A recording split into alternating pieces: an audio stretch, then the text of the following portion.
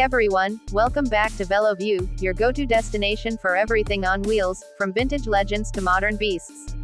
Today we're taking a journey back to 1970, to look at one of the most iconic yet controversial cars to ever come out of Britain, the Triumph Stag. A car that looked like $1 million, sounded incredible, and promised grand touring luxury, but also became infamous for mechanical flaws that nearly destroyed its reputation. This is the full story and review of the 1970 Triumph Stag. When Triumph unveiled the Stag in 1970, it was meant to be Britain's answer to the Mercedes-Benz SL, a stylish, comfortable, four-seat grand tourer that could blend sporty performance with open-top motoring. Designed by the great Giovanni Michelotti, who was already responsible for some of Triumph's most beautiful creations like the TR series and the Spitfire, the Stag carried a truly elegant and distinctive look. The proportions were near perfect, a long bonnet, short rear deck, and a sleek, low-slung body that made it look fast even when it was standing still. The most striking feature was the T-bar roof design, a clever solution to strengthen the chassis of the convertible version while maintaining open-air freedom. This T-bar gave the car a unique silhouette that set it apart from any of its competitors. The front end featured twin headlamps, a subtle chrome grille, and a wide stance that gave it presence and sophistication. The rear end was clean and minimalist, with simple lines and tasteful chrome touches. From every angle, the Stag exuded a kind of quiet confidence, that 1970s British charm that made it look both classy and powerful. Even today, more than 50 years later, it remains one of the most recognizable and elegant designs to ever come out of Triumph's factory. Stepping inside, the Stag greeted you with an interior that felt luxurious for its time. It was trimmed in wood veneer and leather, with deep, supportive seats that could comfortably accommodate 4 adults, something few convertibles could claim back then. The dashboard layout was classic Triumph, featuring a wooden fascia filled with large, clear dials, and a center console that made the cabin feel more like a high-end saloon than a sports car. The steering wheel was large but well-positioned, and the driving position made long journeys comfortable and engaging. However, as elegant as the cabin looked, it also reflected the inconsistencies of 1970s British car manufacturing. Some cars came with perfect fit and finish, while others suffered from rattles, uneven trim, and electrical gremlins that appeared at the worst possible moments. But the heart of the Triumph Stag, and also its greatest weakness, lay under the bonnet. Triumph decided not to use an existing engine but instead developed a brand new 3.0-liter V8. On paper, this was an excellent move. The all-new engine produced around 145 horsepower and 170 pound-feet of torque, allowing the car to go from 0 to 60 miles per hour in under 10 seconds and reach a top speed of about 120 miles per hour. The sound was pure magic, a deep, throaty growl that was both smooth and soulful, very different from the raspy note of other British sports cars of the time. When the engine worked properly, the Stag delivered a refined yet exciting drive. It was fast enough for long-distance touring but relaxed enough for everyday cruising. Unfortunately, the V8 became the car's downfall. Triumph's engine design suffered from serious cooling problems. The water pump was mounted unusually high in the engine, which made it prone to airlocks and overheating. The mix of aluminum cylinder heads and cast iron blocks caused uneven expansion, leading to blown head gaskets and warped components. The cooling system simply wasn't up to the job, and as a result, countless Stags broke down or required expensive repairs.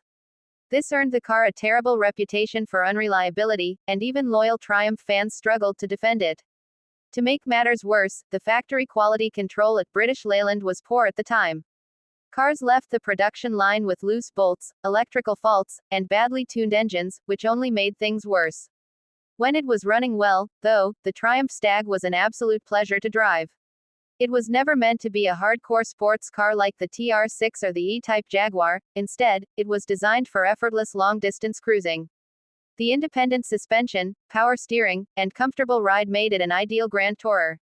The automatic gearbox was smooth, though many enthusiasts preferred the manual transmission with overdrive for a more involved driving experience. The steering was light but precise enough, and the Stag felt stable and composed at speed. On open country roads, with the roof down and that V8 singing, it delivered a truly memorable experience, the kind of romantic, open-top motoring that defined the 1970s dream of freedom and style. One of the Stag's biggest advantages was its practicality. It came with a removable hardtop as standard, meaning owners could enjoy open-air driving in the summer and comfortable, enclosed motoring in the winter. This made the Stag more versatile than most of its rivals, and with its 2+2 seating, it was actually usable as a daily car for small families or weekend trips.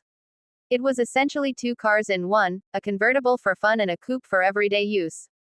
Sadly, despite its many strengths, the Stag's poor reliability overshadowed everything else. The constant engine failures, cooling issues, and electrical problems scared off buyers, especially when compared to the bulletproof reputation of the Mercedes SL. Triumph tried to fix the problems throughout production, but the damage was already done.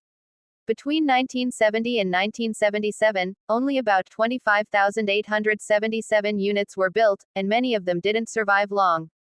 By the late 1970s, the Stag had become a symbol of the troubled British car industry, a beautiful idea ruined by poor execution. But time has been kind to the Triumph Stag. In recent decades, enthusiasts and restorers have solved most of its original mechanical issues.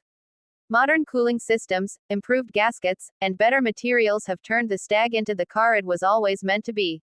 Today, a well-maintained Stag is not just reliable but also a joy to own and drive. Collectors appreciate its unique style, its unmistakable V8 sound, and its place in British automotive history. It has gone from being a cautionary tale to a beloved classic.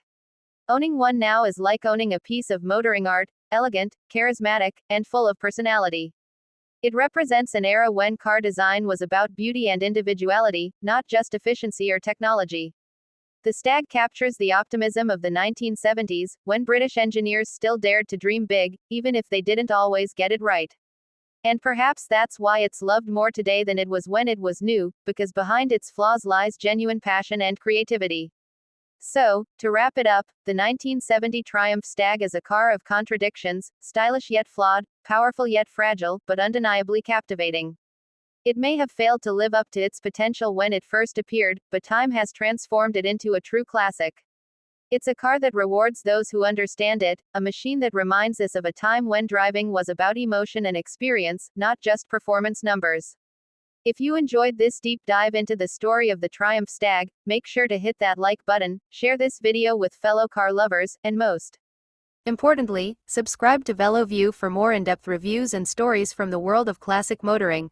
Thanks for watching, and I'll see you in the next one.